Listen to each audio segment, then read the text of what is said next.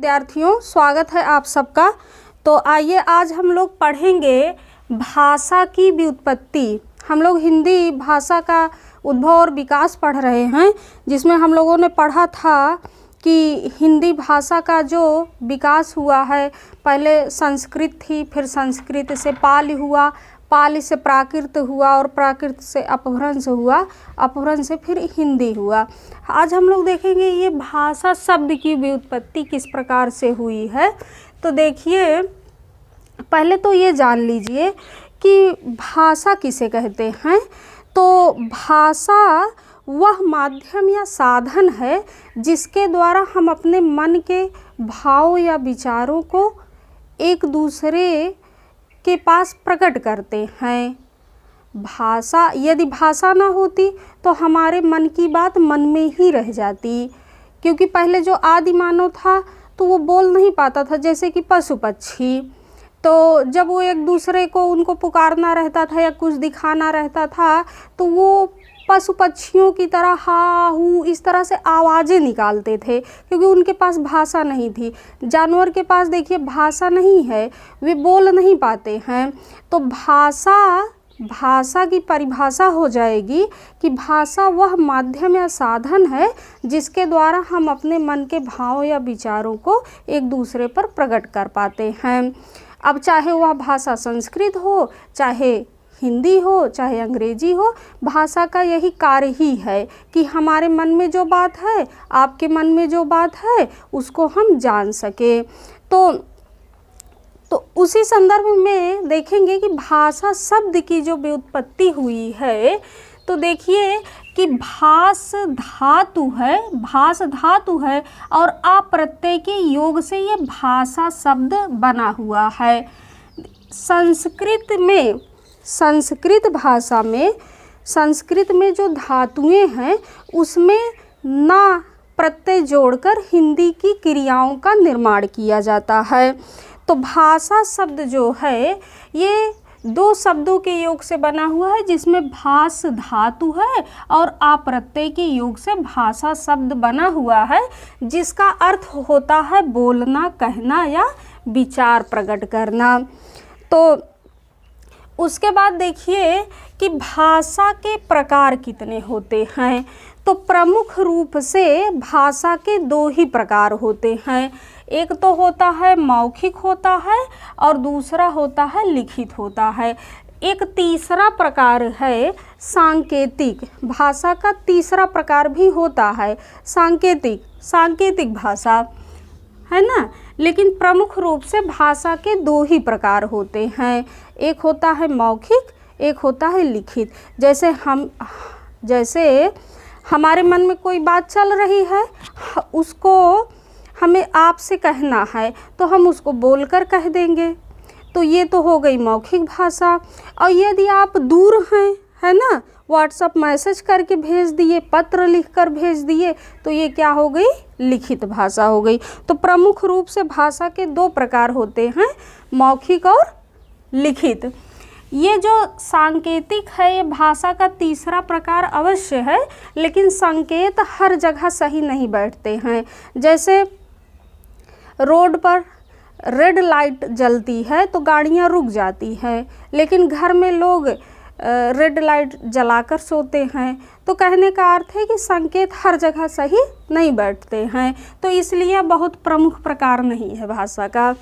उसके बाद देखिए कि अब आपसे प्रश्न पूछा जा सकता है कि भाषा के कितने प्रकार होते हैं, है ना।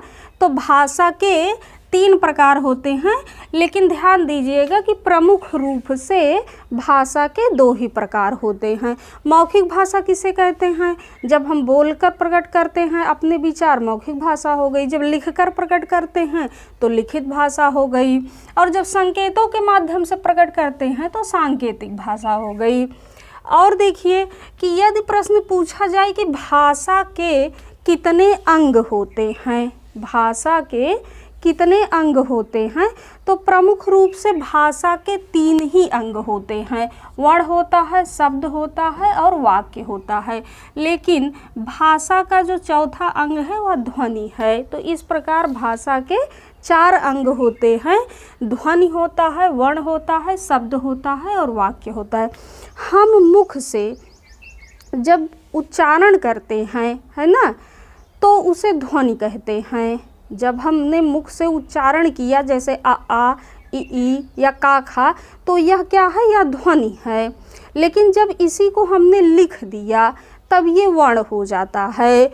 और फिर वर्णों के मेल से क्या होता है, शब्द बनता है, शब्दों के मेल से वाक्य बनता है और वाक्यों के मेल से भाषा बनती है। चाहे हिंदी भाषा हो, चाहे अंग्रेजी भाषा हो, चाहे संस्कृत भाषा, कोई भी भाषा हो, सब में यही होता है कि भाषा की सबसे छोटी इकाई वर्ण होती है, वर्णों के मेल से शब्द बनते हैं, शब्दों के मेल से वाक्य बनते हैं और वाक्यों के मेल से क्या बनती है, भाषा बनती है। उसके बाद देखिए कि वर्ण क्या होते हैं, वर्ण किसे कहते हैं। तो देखिए कि पहले देखिए ध्वनि किसे कहते हैं। भाषा की सबसे छोटी मौखिक इकाई ध्वनि कहलाती है। ध्वनि जो होती है ये भाषा की सबसे छोटी मौखिक इकाई होती है। ध्यान रखिएगा कि ध्वनि जो होती है ये भाषा की मौखिक इकाई होती है। अब आपसे प्रश्न पूछा जा सकता है कि भाषा की सबसे छोटी मौखिक इकाई होती है और विकल्प में दिया है ये चारों, ध्वनि भी है, वर्ण भी है, शब्द भी है और वाक्य भी है, तो आपका ये ध्वनि यही सही हो जाएगा।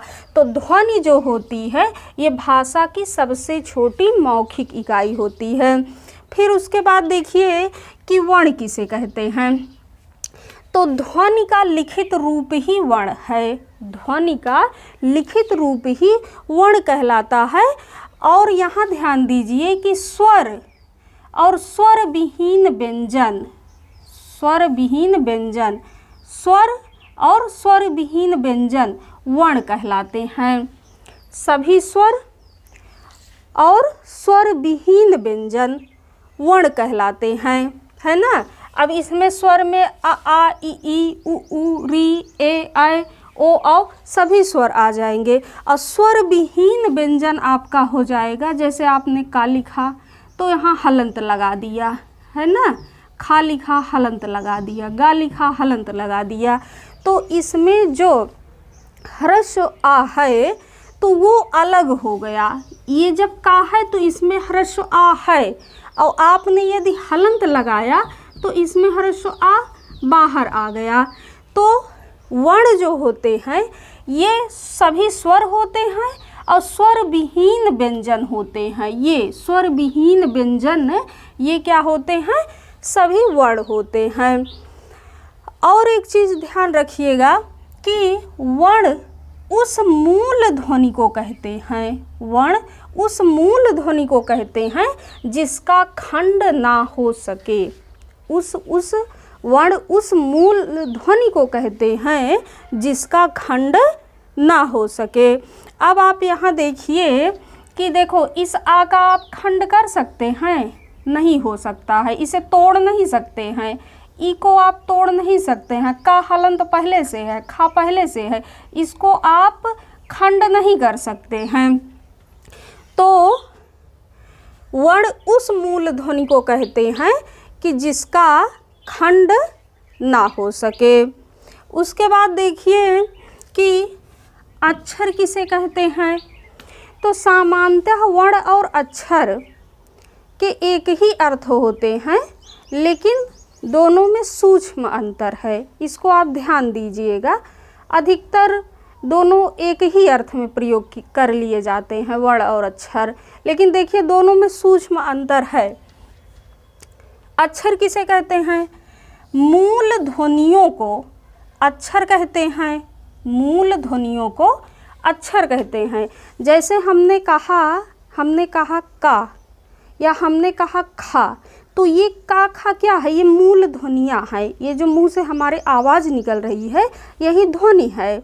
और ये जब हम का कह रहे हैं या खा कह रहे हैं तो इसमें हम का को हलंत करके और आ को अलग करके नहीं बोल रहे हैं। ये का या खा के उच्चारण में ह्रस्व आ है ना। जैसे हमने कहा का, तो का उच्चारण ये किए, हमने कहा खा, है ना। तो ये उच्चारण हुआ। तो इसीलिए यहाँ कहा गया है कि मूल ध्वनियों को अक्षर कहते हैं।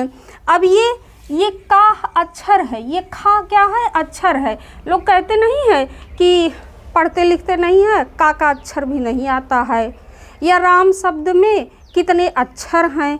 अगर कोई पूछे राम शब्द में कितने अक्षर हैं तो सामान्यतः लोग 2 ही बताएंगे, क्योंकि रा और मा 2 ही अक्षर हैं, है ना। तो यही आप को हम समझा रहे हैं कि वर्ण और अक्षर में जो सूक्ष्म अंतर है वो क्या है। तो देखिए कि मूल ध्वनियों को अक्षर कहते हैं। इसकी परिभाषा रहती है कि न क्षरति इति अक्षरा, न क्षरति इति अक्षरा, अर्थात जिनका क्षरण कहते हैं विनाश को, कि जिनका विनाश ना हो वे क्या हैं, अक्षर हैं। और अक्षर ब्रह्म को भी कहते हैं, अक्षर ब्रह्म को भी कहते हैं। तो ब्रह्म का भी तो विनाश नहीं हो सकता है। और अक्षर की परिभाषा है कि जिनका क्षरण ना हो, जिनका विनाश ना हो वे क्या हैं, अक्षर हैं। अर्थात जिसके खंड ना हो, जिसके और टुकड़े ना किए जा सके वे क्या हैं, अक्षर हैं। तो देखिए कि सभी स्वर और सभी स्वर युक्त व्यंजन क्या होते हैं, अक्षर होते हैं। सभी स्वर और सभी स्वर युक्त व्यंजन वो क्या होते हैं, अक्षर होते हैं। तो अब आप सोच रहे होंगे कि हम कह रहे हैं कि जिनका क्षरण ना हो, जिनका विनाश ना हो वे अक्षर हैं, और यहाँ हम कह रहे हैं कि सभी स्वर और सभी स्वर युक्त व्यंजन अक्षर होते हैं। अतः जब स्वर युक्त व्यंजन अक्षर हैं तो हम उसका तो खंड कर ही सकते हैं, हम उसको तोड़ ही सकते हैं। तो ये भ्रम हम आपका दूर करते हैं। तो यहाँ आप देखिए कि सभी स्वर और सभी स्वर युक्त व्यंजन क्या होते हैं, अक्षर होते हैं। तो यहाँ देखिए कि सभी स्वर आ ई या ए ये सब क्या हैं, अक्षर हैं, है ना। अब इसका हम खंड कर सकते हैं, इसको तोड़ सकते हैं। आ का खंड हो सकता है, नहीं हो सकता है। तो इस जगह स्वर के संदर्भ में तो यह परिभाषा आपकी सही बैठ रही है ना। न क्षरत इति अक्षरा, कि जिसका क्षरण ना हो वो क्या है, अक्षर हैं। इसके संदर्भ में आपकी परिभाषा भी सही हो जाएगी। और यदि हम अक्षर को ब्रह्म मान ले तब भी परिभाषा सही हो जाएगी कि जिनका क्षरण ना हो अर्थात ब्रह्म का विनाश नहीं हो सकता है, वो अक्षर हैं। लेकिन आप खूब ध्यान रखेंगे कि सभी स्वर अक्षर होते हैं और सभी स्वर युक्त व्यंजन क्या होते हैं, अक्षर होते हैं। ये तो हो गई अक्षर की परिभाषा। और वर्ण में आप ध्यान रखेंगे कि सभी स्वर तो आपके वर्ण होते हैं और सभी स्वर विहीन व्यंजन क्या होते हैं, वर्ण होते हैं। इसमें आप यही 2 लाइन याद रखेंगे। अक्षर और वर्ण में आपको कभी भ्रम नहीं होगा कि सभी स्वर और सभी स्वर युक्त व्यंजन क्या होते हैं, अक्षर होते हैं। और यहाँ वर्ण में आपको याद रखना है कि स्वर या स्वर विहीन व्यंजन क्या होते हैं, वर्ण होते हैं। यहाँ देखो स्वर तो दोनों में आ रहा है ना, स्वर दोनों में आ रहा है भाई। सभी स्वर वर्ण भी हैं, सभी स्वर अक्षर भी हैं। अब याद रखना है कि अक्षर स्वर सभी व्यंजन स्वर युक्त जो व्यंजन होते हैं वो अक्षर होते हैं, और जो स्वर विहीन जो व्यंजन होते हैं वे क्या होते हैं, वर्ण होते हैं। स्वर युक्त व्यंजन अक्षर हैं और स्वर विहीन व्यंजन क्या हैं, वर्ण हैं। यही आपको ध्यान में रखना है। अच्छा यहाँ देख लीजिए, देखिए अब ह्रस्व आ है, दीर्घ आ है, ई है, बड़ी ई है। अब इसमें ऊ, बड़ा ऊ या ए मतलब सभी स्वर ये क्या हैं, ये इनको आप ध्वनि भी कह सकते हैं, ये वर्ण भी कह सकते हैं और अक्षर भी कह सकते हैं। ये आपके ध्वनि भी हैं, वर्ण भी हैं और अक्षर भी हैं।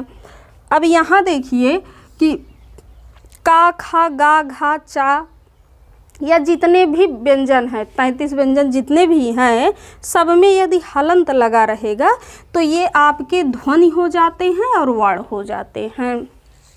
ठीक, ये आपके क्या हो जाएंगे? ध्वनि हो जाएंगे, वर्ण हो जाएंगे, लेकिन ये अक्षर नहीं होंगे। उसके बाद देखिए, यहाँ देखिए कि का, ये का, कक्का या किक्की, ये क्या है? ये ध्वनि है और अक्षर भी हैं। ठीक, ये ध्वनि भी है। जैसे हमने कहा का या की, तो जो ध्वनि निकल रही है वो स्वर युक्त ध्वनि है ना। ऐसा नहीं है कि हम का को हलंत करके बोल रहे हैं, तब तो उच्चारण वो आधे का हो जाएगा। तो ये क्या है? ये ध्वनि भी है और अक्षर भी हैं। तो देखिए कि आ इ ई ये ध्वनि भी है, वर्ण भी है और अक्षर भी है, और जब हलंत युक्त रहेगा तो इन्हें हम ध्वनि कहेंगे, वर्ण कहेंगे, और जब ये स्वर युक्त रहेगा तो इसे क्या कहेंगे? ध्वनि कहेंगे और अक्षर कहेंगे। यही सूक्ष्म अंतर है वर्ण और अक्षर में। अब देखिए, जैसे मान लीजिए राम एक शब्द है। राम क्या है? ये एक शब्द है। अब इसमें रा और माँ 2 अक्षर हैं, रा और माँ 2 अक्षर हैं, लेकिन यदि इसमें पूछा जाए कि वर्ण कितने हैं तो वर्ण इसमें 4 हैं। रा को हलंत करेंगे, दीर्घ आ निकलेगा, फिर माँ को हलंत करेंगे, ह्रस्व आ निकलेगा, तो ये इसमें 4 वर्ण हैं। उसके बाद देखिए कि वर्णों के कितने भेद होते हैं। वर्ण के कितने भेद होते हैं? तो वर्ण के 2 भेद होते हैं। वर्ण के 2 भेद होते हैं, एक तो स्वर होता है और दूसरा क्या होता है? व्यंजन होता है। वर्णों के 2 भेद होते हैं, एक क्या होता है? स्वर होता है, और दूसरा क्या होता है? व्यंजन होता है। स्वरों की संख्या कितनी होती है? 11 होती है। व्यंजनों की संख्या कितनी होती है? 33 होती है। स्वरों की संख्या 11 होती है और व्यंजनों की संख्या 33 होती है। और ध्यान रखेंगे कि स्वर किसे कहते हैं, है ना। स्वर किसे कहते हैं? तो सभी स्वरों का उच्चारण स्वतंत्र रूप से किया जाता है। सभी स्वरों का उच्चारण स्वतंत्र रूप से किया जाता है। और स्वर उन वर्णों को कहते हैं, स्वर उन वर्णों को कहते हैं जिसके उच्चारण में किसी भी विघ्न बाधा का सामना नहीं करना पड़ता है। जैसे स्वरों के उच्चारण में हमें व्यंजन वर्णों की सहायता नहीं लेनी पड़ती है। स्वरों का उच्चारण क्या होता है? स्वतंत्र रूप से किया जाता है। स्वर वर्णों के उच्चारण में हमें किसी भी अन्य वर्ण की सहायता नहीं लेनी पड़ती है, अर्थात वे एकदम स्वच्छंद होते हैं। जैसे मान लीजिए कि आपको कहीं जाना रहे, लेकिन शर्त ये रहे कि आपको अपने पिताजी को लेकर जाना है, तो बताइए आप स्वतंत्र हैं? स्वतंत्र नहीं है, क्योंकि जब आपके पिताजी जाएंगे तब आप जाएंगे। तो उसी प्रकार व्यंजन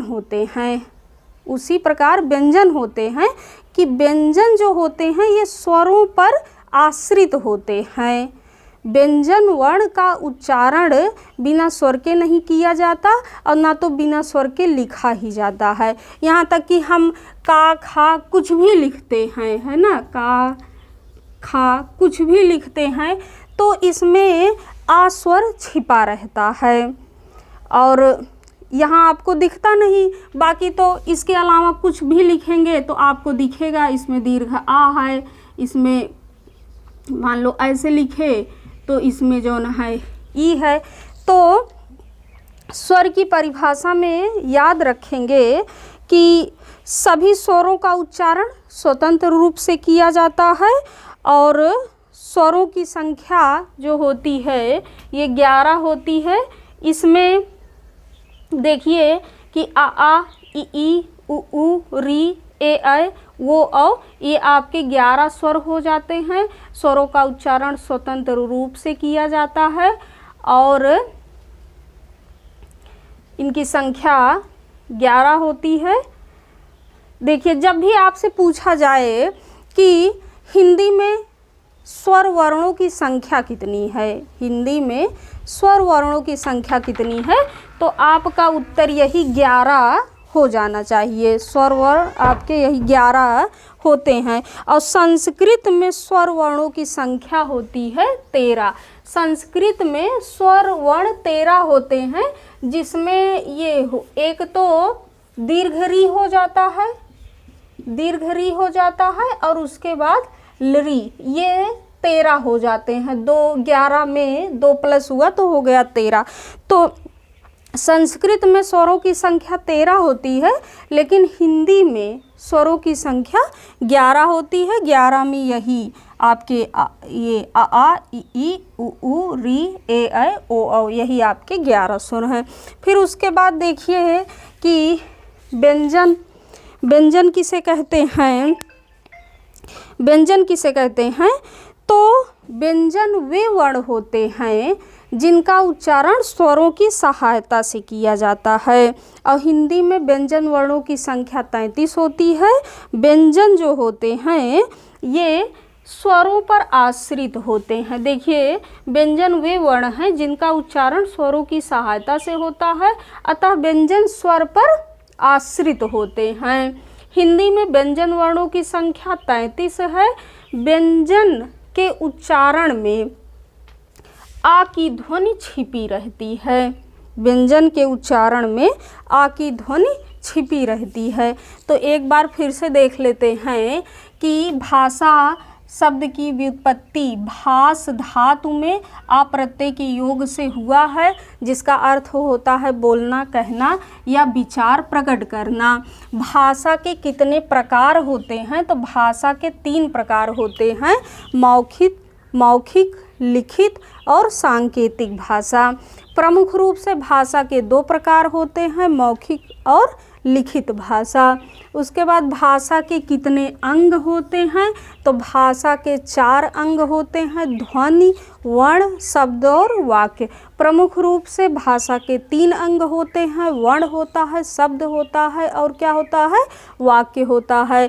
फिर उसके बाद ध्वनि किसे कहते हैं, भाषा की सबसे छोटी मौखिक इकाई ध्वनि कहलाती है। और जब ध्वनियों को हम लिखते हैं तो वर्ण हो जाता है। वर्ण ध्वनि का लिखित रूप वर्ण है। वर्ण किसे कहते हैं, तो ध्वनि का लिखित रूप वर्ण है।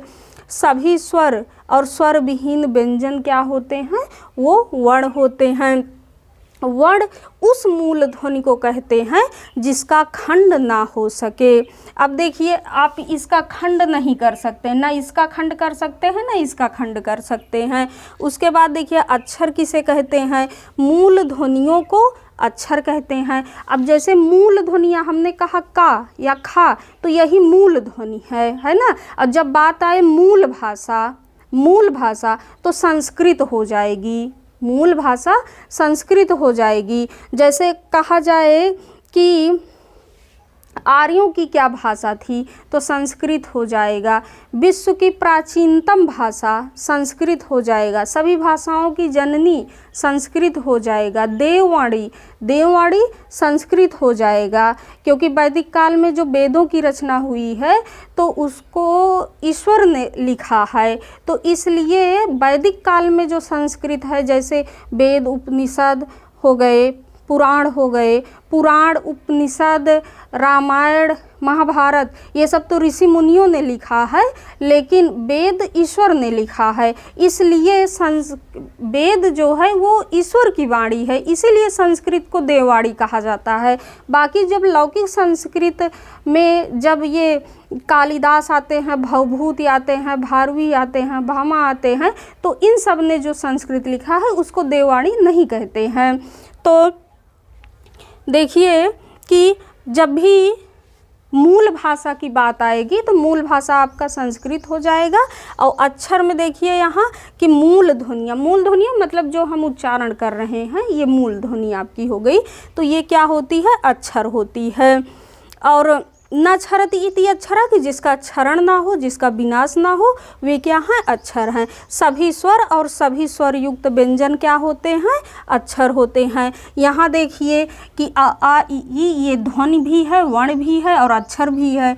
और ये हलंत युक्त का, खा, गा, चा, पा, मा, मतलब जितने भी हलंत युक्त होंगे ये ध्वनि भी होंगे और वर्ण भी होंगे। अब यहाँ देखिए स्वर युक्त है कक्का, किक्की, तो ये ध्वनि है और अक्षर है। फिर यहाँ आपने देखा कि राम शब्द है, ये 2 अक्षर के योग से बना हुआ है और इसमें वर्णों की संख्या कितनी है? तो 4 है। फिर वर्ण के भेद देख रहे थे कि वर्ण के कितने भेद होते। प्रश्न यही पूछा जा सकता है कि वर्णों के भेद होते हैं। विकल्प में 2, 3, 4, 5 इस तरह का दिया है, तो वर्ण के हमेशा 2 ही भेद होते हैं। एक तो स्वर होता है, दूसरा क्या होता है? व्यंजन होता है। स्वर किसे कहते हैं? स्वतंत्र रूप से जिनका उच्चारण किया जाए, जिसके उच्चारण में अन्य किसी भी वर्णों की सहायता न लेनी पड़े, तो उसे क्या कहते हैं? स्वर कहते हैं। स्वरों की संख्या कितनी है? 11 है। प्रश्न पूछा जा सकता है कि हिंदी में स्वरों की संख्या कितनी है? तब भी उत्तर आपका 11 हो जाएगा। संस्कृत में स्वरों की संख्या पूछी जाए तो आपका क्या हो जाएगा? 13 हो जाएगा। और संस्कृत में स्वरों को अच कहते हैं और व्यंजन को हल कहते हैं, क्योंकि सभी स्वर अच, जो सभी स्वर होते हैं तो वो, अब थोड़ा दिमाग से मेरे अभी हट गया है, बाद में जब संधि पढ़ाने लगेंगे तब उसको बताएंगे। देखिए कि वर्ण के भेद 2 होते हैं, स्वर होता है और व्यंजन होता है। स्वर 11 हो गए, व्यंजन आपके 33 हो गए। उसके बाद देखिए कि सभी स्वरों का उच्चारण स्वतंत्र रूप से किया जाता है, ये भी हो गया। और स्वरों की संख्या 11 आपकी यही हो जाएंगे। उसके बाद व्यंजन देखिए, व्यंजन वे वर्ण हैं जिनका उच्चारण स्वरों की सहायता से होता है, अतः व्यंजन जो होते हैं वो स्वर पर आश्रित होते हैं। व्यंजन वर्णों की संख्या कितनी होती है? 33 होती है। और व्यंजन वर्णों की संख्या 33 है। और ये जो व्यंजन के उच्चारण में क्या होता है? आ की ध्वनि छिपी रहती है। हाँ, संस्कृत का जो हम कह रहे थे सभी स्वरों को अच कहते हैं, तो संस्कृत की जो वर्णमाला है वो माहेश्वर सूत्रों में लिखी गई है। तो जिसमें पहला सूत्र है आई उड़ री लृक ए ओंग और ए औच। तो आई उड़ के आ से लेकर और ए आई उड़ री लृक ए ओंग और ए औच, औच के चा प्रत्याहार, मतलब औच के चा तक जो अच है प्रत्याहार है वो बनाया गया है, इसीलिए स्वरों को अच कहते हैं।